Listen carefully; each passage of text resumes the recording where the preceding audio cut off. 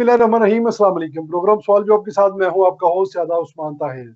नाज़रीन किराम, पीटीआई अपने मौसलों से भी खुश नहीं। जब इमरान न्याजी इक़्तिदार में था तब पीटीआई के हामी हर उस चीज को हुब्बुल वतनी का तगमा देते थे जो उनके बयानिए के मुताबिक होती थी। अहद वफा ड्रामा भी उसी दौर में नशर हुआ और उस वक्त इस ड्रामे की तारीफ में जमीन आसमान एक कर देते थे।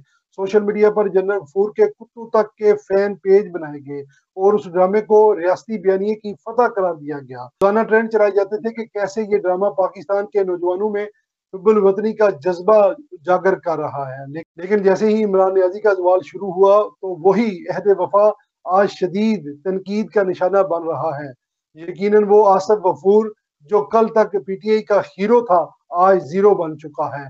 आदिल अफजल पुराना खिलाड़ी है जो अब फैज हमीद के बाद जनरल आसफ गफूर को जलील करने के लिए मैदान में उतारा गया है ताकि फौज में इमरान खान के बाकी हामियों को डराया जा सके। अहद वफा जनरल आसफ गफूर ने इमरान खान की चाहत में बनाया था, लेकिन उस ड्रामे पर उस वक्त भी फौज के अंदर से तनकीद की गई थी क्योंकि हकीकत से यह कहीं गुना दूर था। ड्रामे में जनरल आसफ गफूर के कुत्ते को शामिल करने पे फौज के अंदर से भी बेशुमार आवाजें उठी थी।